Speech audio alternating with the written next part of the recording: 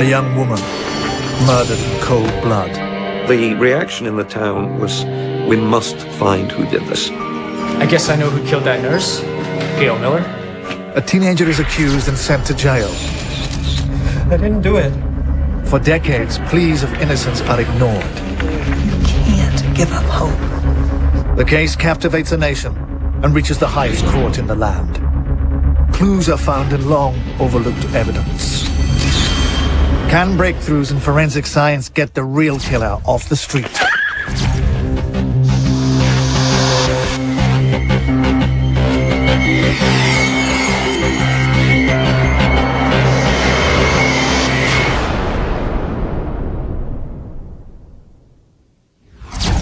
This dramatic reconstruction is based on eyewitness accounts, police evidence, and court records.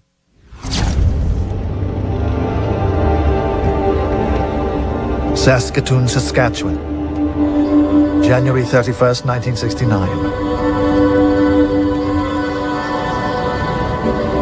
A bitter morning on the Canadian prairie begins with a grisly discovery. A schoolgirl finds a body dumped in a snowbank. A small city is faced with a savage murder. Saskatoon in 1969, the era of flower power and hippies, was an incredibly conservative, very small city. So a murder would be a big event. Female, late teens, early 20s maybe. Police are on the scene quickly. The victim has been stabbed more than a dozen times. There are wounds in her throat, chest, and stomach. Her underwear is torn. It appears that she's been raped. There's a lot of blood. It's like a knife blade here. Half buried in the snow, police find what may be the murder weapon. But the handle and any fingerprints it might have had can't be found. Got the guys checking the perimeter, so maybe you can check in with them, see what you can find. Yeah, okay. Detective? Keys are discovered nearby. And a small comb. Hey, Carla, looks like a purse here. An empty purse is found in the trash can. In terms of concrete objects, the police really didn't have much in the way of forensic evidence. It was minus 42, so there were no fingerprints. There was blood at the scene, but forensically there wasn't much to go on. There is one vital clue. A name tag found on the body identifies the victim as Gail Miller. Peter Carlisle Gorge has followed the Miller case for decades. Gail Miller was a young woman, 20 years old. She grew up in a small town in Saskatchewan. She always liked children and wanted eventually to work with babies.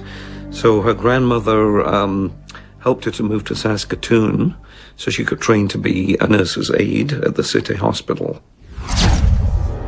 The murder of Gail Miller makes front-page news. The reaction in the town was, we must find who did this. It's horrendous. And a great atmosphere of fear. So there was enormous pressure on the police force to find who did this. But there's still very little evidence for police to work with.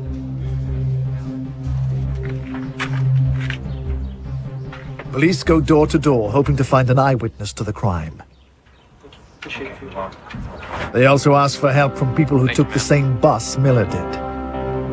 Happen to recognize his face? No. But they don't have any luck. They asked as many questions as they could. They appealed in the newspapers, if anybody had seen anything, to contact them. First.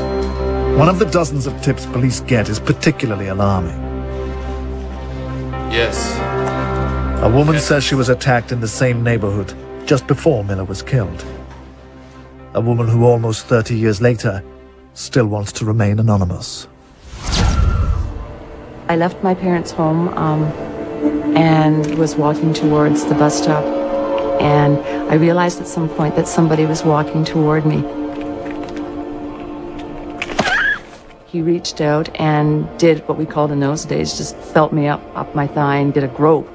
And I think my automatic response at that point was to scream. So I just threw my books up in the air and my lunch up in the air. And I think that maybe have been what scared him, I don't know, because when I looked up, he was gone. This attack occurred about 7 a.m. on January 31st, likely moments before Miller was killed. Perhaps a serial rapist. His rage building had targeted Miller. The RCMP had been asked by the Saskatoon police to look at whether the circumstances of the murder were consistent with the rapes. And the RCMP concluded that they were. The police of Saskatoon may have a monster on their hands. There's the cone further north up by this tree. The results of Gail Miller's autopsy are grim. Injuries to her body confirm that she's been sexually assaulted. And there are traces of semen on her uniform, but they're no help in identifying her killer. Inconclusive. Of course, the technology in 1969 did not allow the police to do what they can now, which is perform DNA testing and get a DNA profile. A closer look at Miller's clothing reveals something peculiar. While there are stab wounds through her coat, there are no holes in her nursing uniform. How had she been stabbed more than a dozen times without her uniform being damaged? Looking for something they may have missed, police return to the scene of the crime and get lucky. Overlooked the first time, they find a new piece of evidence.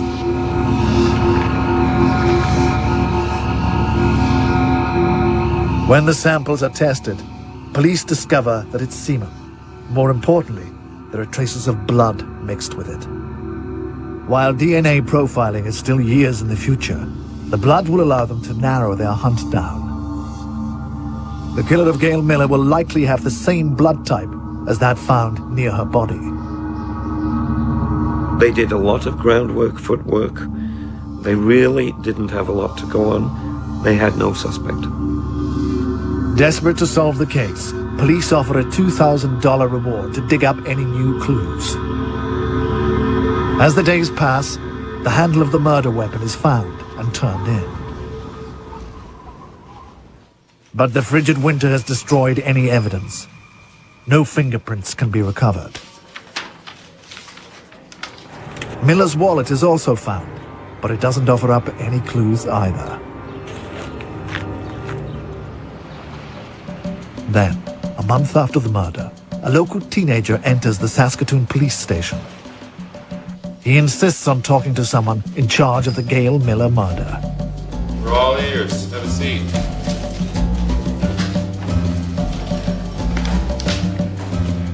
I guess I know who did it. You know, who killed that nurse? Gail Miller? Albert Cadrain, who is nicknamed Shorty, lives in the neighborhood where the young nurse's aide was killed. He gives police a suspect and a story. David Milgard's a friend of mine. I shouldn't say friend here. I've only known him a couple of years, not really. He believes that his friend, David Milgard, may be the killer. Showed up in a car with friends. I've never seen these friends before. Cadrain tells police that on the morning of the murder, Milgard showed up unannounced at his house with a strange request. Hey man, you mind if I come in and change my pants? Get blood on his pants. David Milgard is only 16, but he's already a confirmed hippie. Milgard has just arrived in town with two friends. They hope to convince Shorty to join them on a road trip. So I said, yeah, come inside. Ron Wilson is another member of Milgard's group. He's a juvenile delinquent who's recently served time for possession of heroin. Nicole John is the third person in the car. So he changed his pants and he really wanted to hit the road. He wanted to hit the road really, really fast. Cadrain tells police he agreed to join the three with the vague plan of driving to the West Coast, hoping to find cheap drugs. So we got in the car, he introduced me to his friends, Nicole and Ron Wilson. We headed west. On the road, Cadrain says that Milgaard's behavior became even stranger. He started acting weird. Weird how? He said, I want to get rid of them. He said they knew too much. It was very difficult for the police to come up with anything concrete in the first month. And it wasn't until Albert Cadrain went down to the police station to volunteer a statement, casting suspicion at least on David Milgaard, that the police had their first concrete lead. The critical thing is where Cadrain lived, 1 block from where the body was found. The very house that David Milgaard visited that day. And items belonging to Gail Miller, including a wallet, were found very close to the house.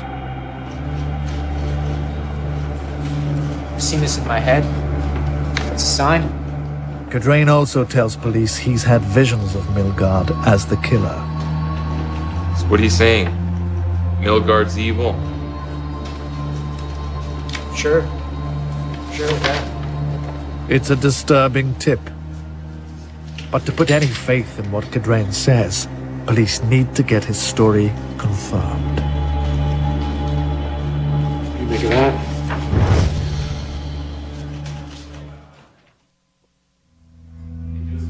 Police track down David Milgaard's friend, Ron Wilson. So Ronald, I think you know why you're here. We need the story from you.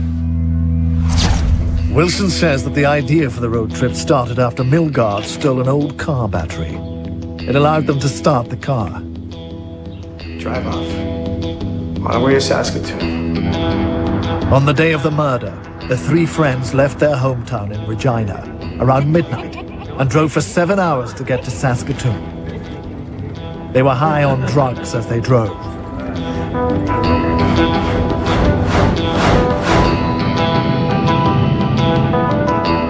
During the trip, Wilson noticed that Milgaard had a knife.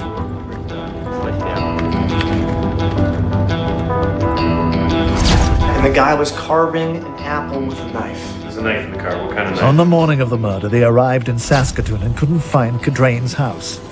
They asked a woman for directions.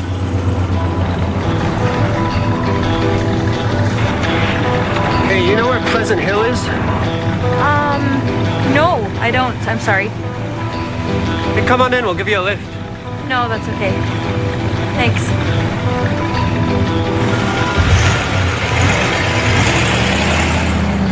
Wilson tells police that he tried turning around shortly after, but his car broke down.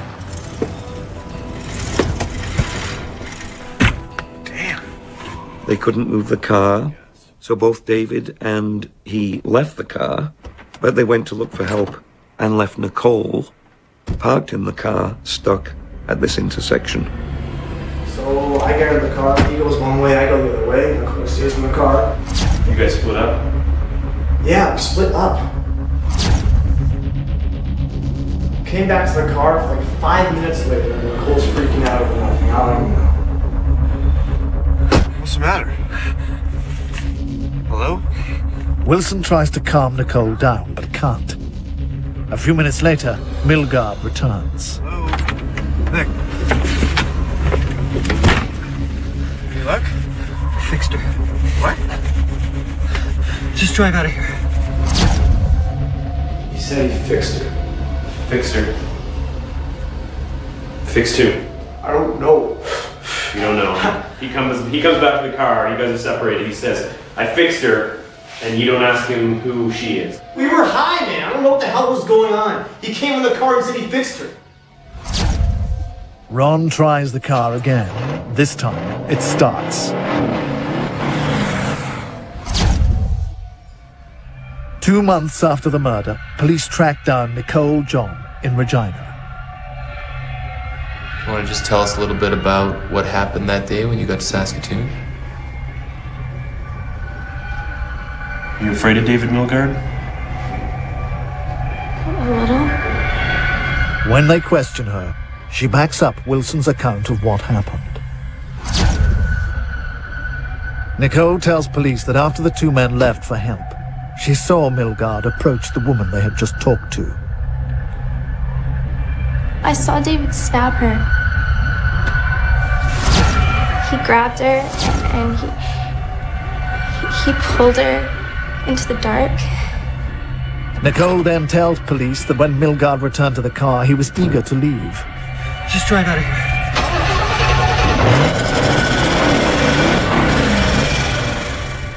This was direct evidence implicating David Milgaard in the murder of Gail Miller. So are you saying your three friends are lying to us? I'm saying I didn't do it. When police question him, Milgaard denies everything and offers a blood sample to prove his innocence. The blood is tested. It's type A, the same type as the blood found in the semen near Miller's body. It's a breakthrough for police.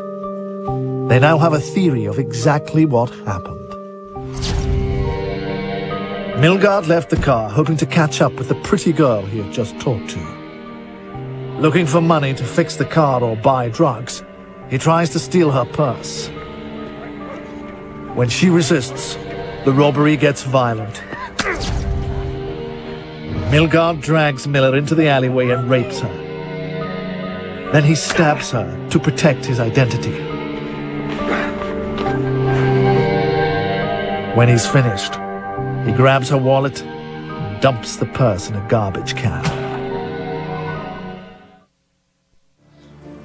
5 months after her brutal killing, police charge David Milgaard with the murder of Gail Miller. Milgaard was taken into custody this forenoon in Prince George, British Columbia by the RCM police.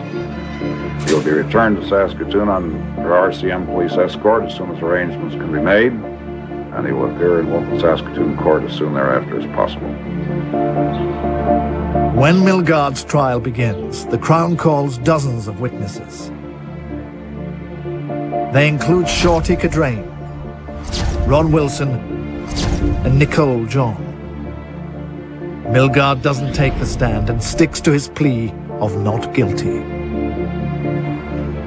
January 31st, 1970, exactly 1 year after Gail Miller's brutal slaying, David Milgaard is convicted of murder. He was sentenced to life in prison, which could back then mean life. His mother burst into tears. His father, who had always been the strong man to lean on, just let out a soul-wrenching groan and tried to stay strong, but it was catastrophic.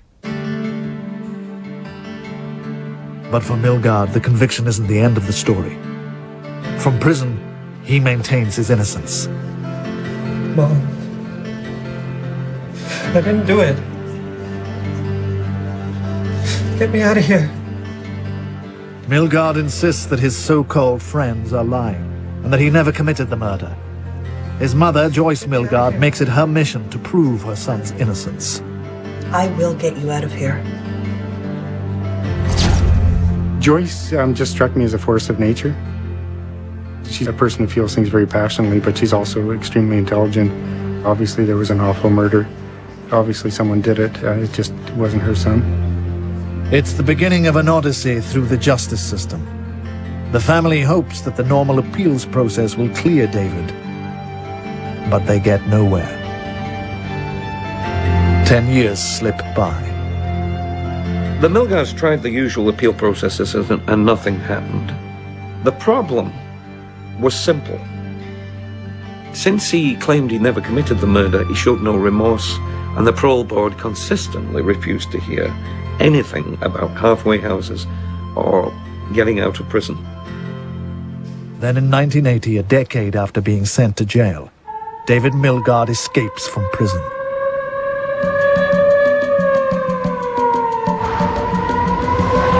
For more than 2 months, police search for him. When he's spotted in Toronto, he runs and is shot before being captured. For Milgaard's mother, it's the last straw. Joyce Milgaard decided they had to do something. They couldn't rely just on the system going its sweet way and taking forever. You can't give up hope.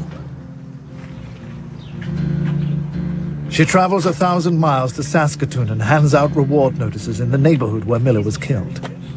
She hopes someone will come forward with new evidence. Thank you. Next, she seeks out one of the country's top defense lawyers, Hirsch Walsh, to take on her son's case. I'd like you to consider looking at some of the evidence that was presented at my son's trial. She wasn't your typical, if there is a typical mother of somebody convicted of murder. Joyce was very businesslike.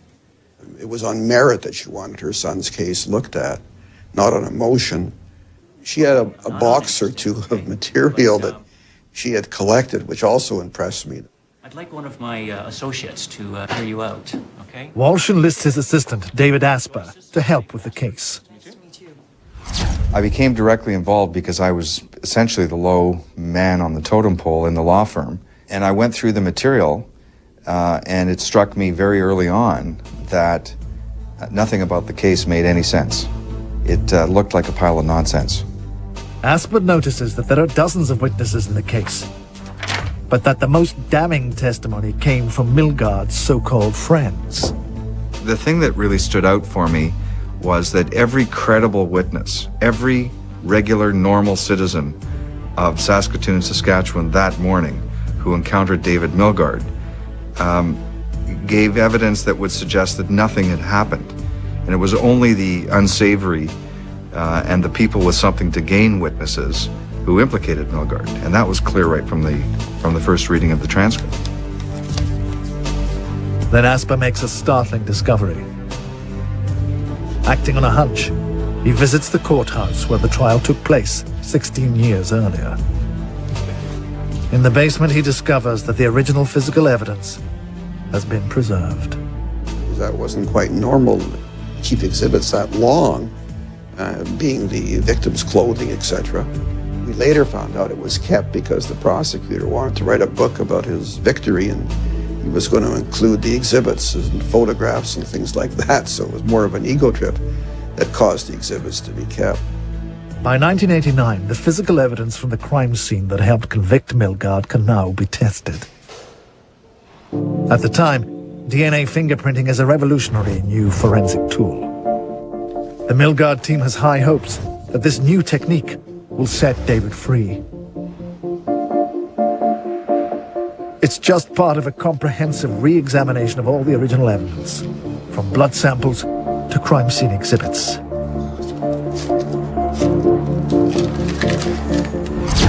Dr. James Ferris studies the DNA samples found on Gail Miller's clothing. Unfortunately for the Milgaard team, the first reports are not encouraging. Dr. Ferris said, we can't get DNA. There wasn't enough sample or whatever. The science at that time didn't allow it. But Ferris believes that there's other evidence from the day of the murder that just doesn't add up. Evidence which supports the idea that David Milgaard is not the killer. The entry marks on the victim's coat indicate that the killer was right-handed, but Milgaard is left-handed. And the angle of the knife wound suggests that the killer was below average height. Milgaard is above average. A theory develops that explains why Miller's coat had marks from the knife, but her uniform didn't. The temperature on the day of the attack was a bone-chilling -42 degrees. Bare skin would freeze almost instantly if exposed. I've spoken to physicians and asked if it's possible to rape a woman at -42 degrees. They all said no, wouldn't happen.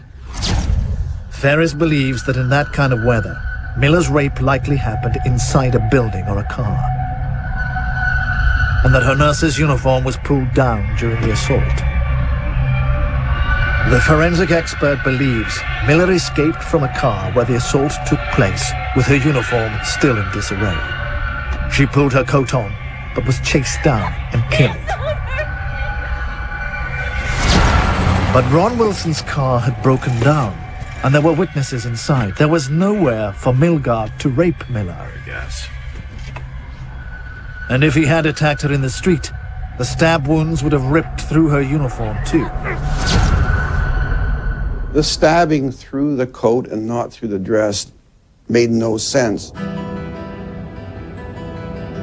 Buoyed by the doubts raised by the evidence, the Milgaard team decides to hire private investigator Paul Henderson.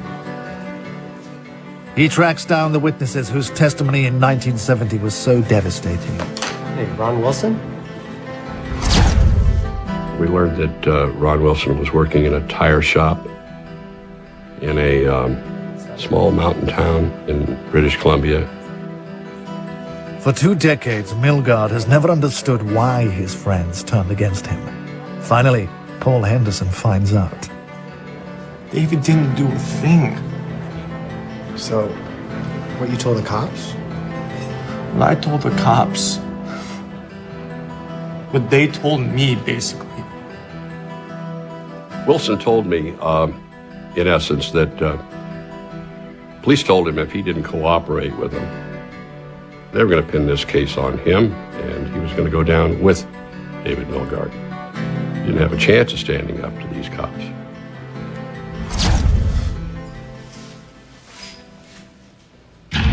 So why don't you tell me which one's the murder weapon?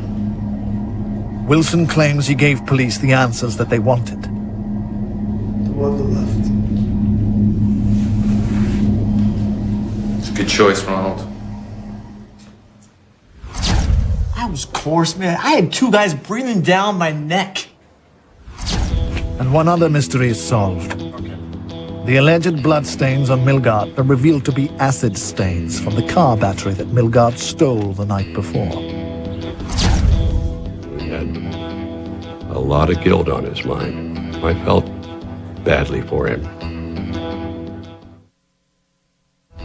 Shorty Cadrain is the next witness Henderson tracks down. His tip was the one that pointed police at Milgaard in the first place.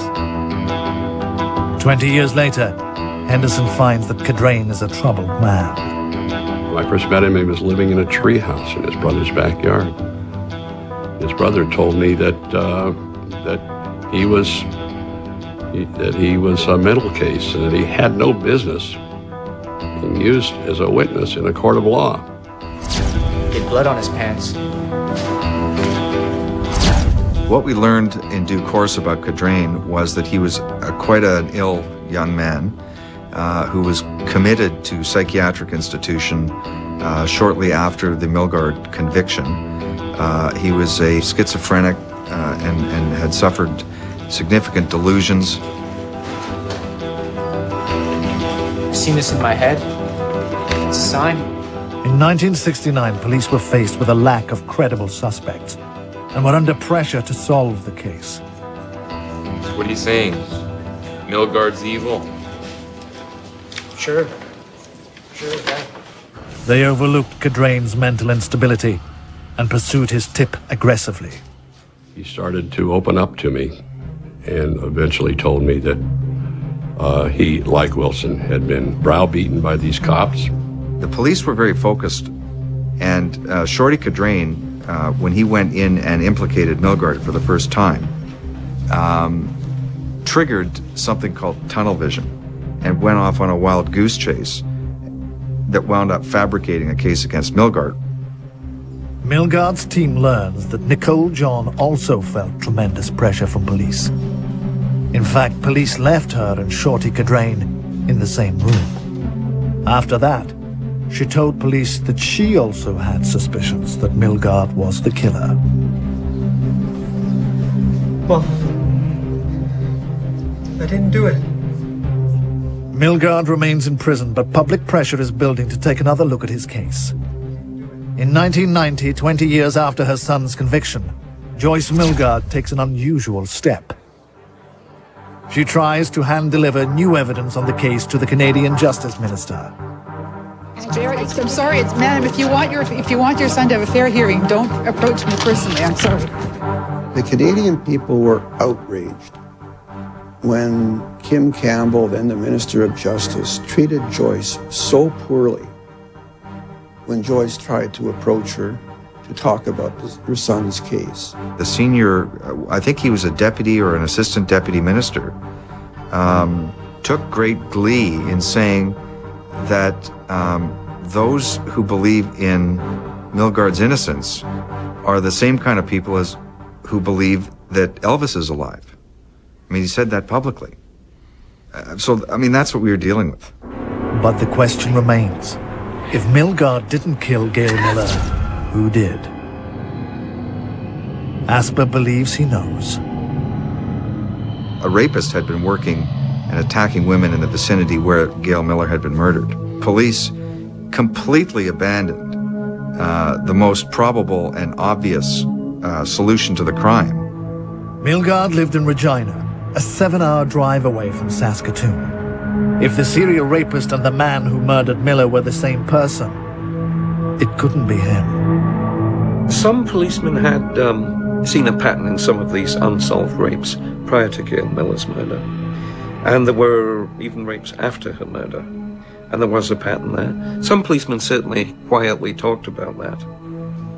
But with no firm leads pointing at another suspect, the Milgaard defense team is running out of options. Then, just as Milgaard's case is losing momentum, his lawyer receives an anonymous phone call. Bullshit. The caller claims he knows who really killed Gail Miller, a man named Larry Fisher. So I called Joyce up and asked her if she'd heard the name. And she said it sounded vaguely familiar.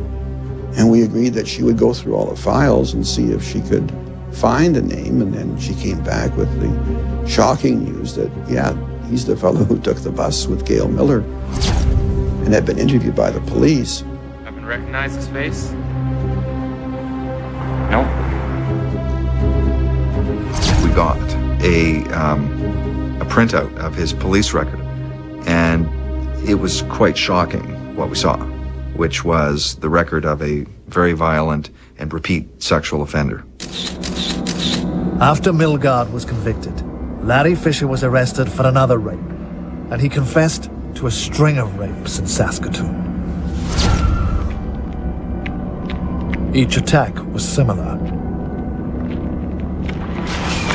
At night, he'd follow women at bus stops, abduct them at knife point, and drag them into alleys.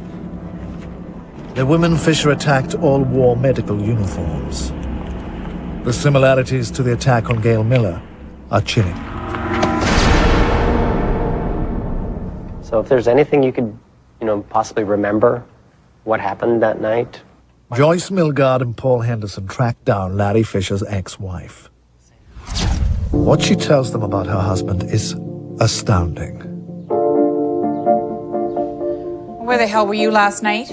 She told us that her marriage was on the rocks, Where the hell have you been? that he was out every night, drinking heavily. He was abusive. All right, I'm done. I'm leaving. Linda, you're not going anywhere.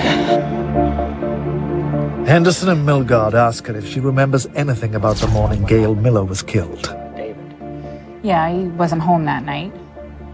Linda says that Fisher had returned while she slept.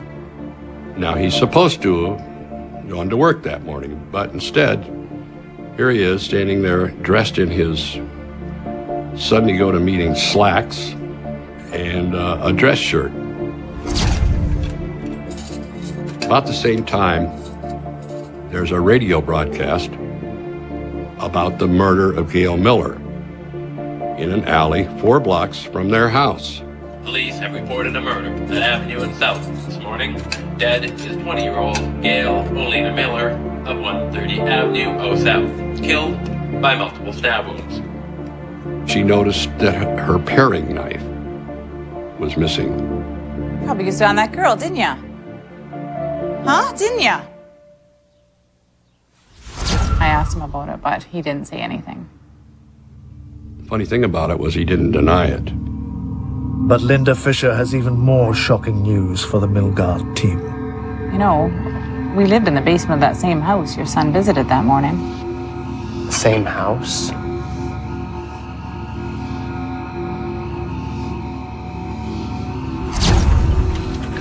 It turns out that Larry Fisher and his wife rented the basement apartment in the house where Shorty Cadrain lived. You know, he could have knocked us over with a feather when we found out that he actually lived in the Cadrain home. It just added and added. The Milgaard team has a stunning realization. The trail of evidence that led to Shorty's house was used to implicate Milgaard, but it could have just as easily pointed at Fisher. Newspapers across Canada print stories naming Larry Fisher as a possible suspect. One of the articles has special significance for a woman who was sexually assaulted in 1969. On the morning Gail Miller was killed. The same woman who called police with a tip shortly after Miller's murder. I always assumed that the person who had assaulted me had gone down the tracks and murdered Gail. Until she read the article in 1991, she had assumed that her attacker was David Milgaard. When I looked at the picture, I saw this picture of David Milgaard and read the article and went, oh my God, that's not the person who did the assault on me.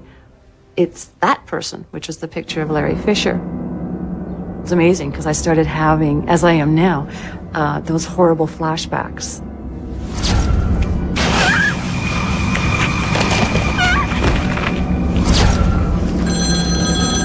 She had told her story to police in the days after Miller's murder. How she was groped and thrown into the snow. And how her attacker mysteriously vanished. But she had seen his face. And it wasn't David Milgaard. Half an hour after the attack on her, Gail Miller was murdered. Her physical description of her attacker was very similar to Larry Fisher, not even close to David Milgaard. Now the Milgaard team has an eyewitness who puts Fisher in the area moments before Miller's death. Finally, it's enough. Mounting public pressure forces the Canadian government to take action. After 23 years spent in prison for murder, David Milgaard finally gets his case re-examined by the Supreme Court of Canada. He's maintained his innocence. I'm here to tell the truth. And this appearance before the Milgaard and his team are thrilled to get their case reopened, but even with all the evidence, the court wants to be sure. The Supreme Court requested DNA from the two suspects, to which David couldn't agree fast enough. Fisher also eventually provides a sample, but after more than 20 years, there's simply not enough DNA from the original crime scene to match either man. Nevertheless, the Supreme Court rules that David Milgaard must finally be set free. They called it a victory, even though the court rejected their argument that Milgaard should be exonerated of Gail Miller's murder. The government of Saskatchewan said that because of the lack of evidence in the case, it could not prosecute him. There was no declaration of innocence or finding of innocence or exoneration. There's still a cloud of guilt hanging over Milgaard. His defense team won't give up on trying to prove his complete innocence. They believe his salvation may come from even greater advances in DNA testing. The technology had developed quite considerably. David and Joyce were still pretty persistent in their view that let's get the test done. After 2 years of legal wrangling, a top forensics lab near London, England, is selected to test DNA from the crime scene once again. DNA from semen on Gail Miller's clothing is found, extracted, and then matched against samples from David Milgaard and Larry Fisher. The results answer a 20-year-old mystery. In 1969, police used blood typing to cast suspicion on Milgaard. The new tests confirmed that Milgaard and Fisher both had type A blood. But while millions of people share the same blood type, a DNA profile, like a fingerprint, is unique. When the researchers are finished, there is no doubt. Results indicated that first, David Milgaard was not the contributor to the semen on the clothing exhibits belonging to Gail Miller. Secondly, there was a high probability that Larry Fisher was the contributor of the semen.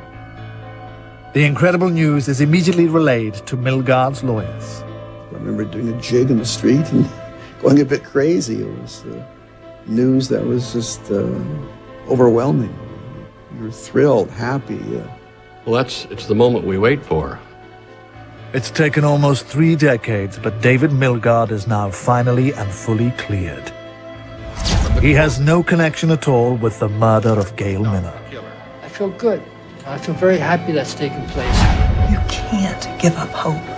For Joyce Milgaard, the dream of saving her son has finally come true. The DNA testing has absolutely exonerated my son. And we've always known this all our lives.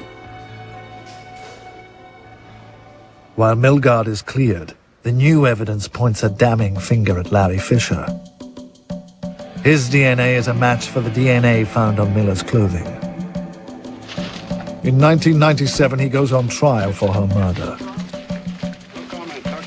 In court, the prosecution lays out its case. Lawyers believe that Larry Fisher failed in his first attack on the morning of January 31st, 1969. Shortly after, he zeroed in on another target, Gail Miller. The court is told that Fisher had access to his uncle's car.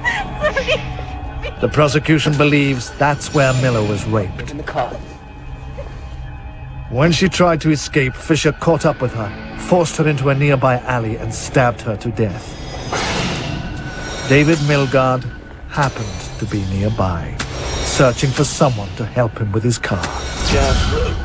While Miller was being killed, Milgaard reunited with his friends, and they drove away.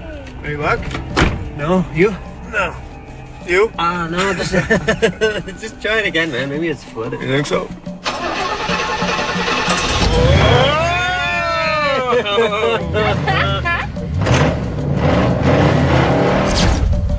After the murder, Fisher left a trail of evidence that led to his home. It just happened to be the same house that Milgaard visited shortly after. Probably just before Milgaard got to Cadrain's home, Fisher got home from his rampage that morning. And the murder scene was only a block and a half away from where both of them were that morning. On top of the stories of the other women who were attacked by Fisher over the years, the case against him is clear. 28 years after Gail Miller's brutal slaying, Larry Fisher is convicted of her murder. It just made it clear what a monster he was. Don't question in my mind that he was a full-fledged sexual psychopath. For his 23 years spent in prison for a crime he never committed, David Milgaard receives $10 million in compensation. But not everyone feels the lessons of the case have been learned. If you convict the wrong person, it means the right person is still out there. And that's got to be an interest of society that in Canada that should lead to the adoption of the recommendations that have been made time and time and time again by our commissions of inquiry, and they're not.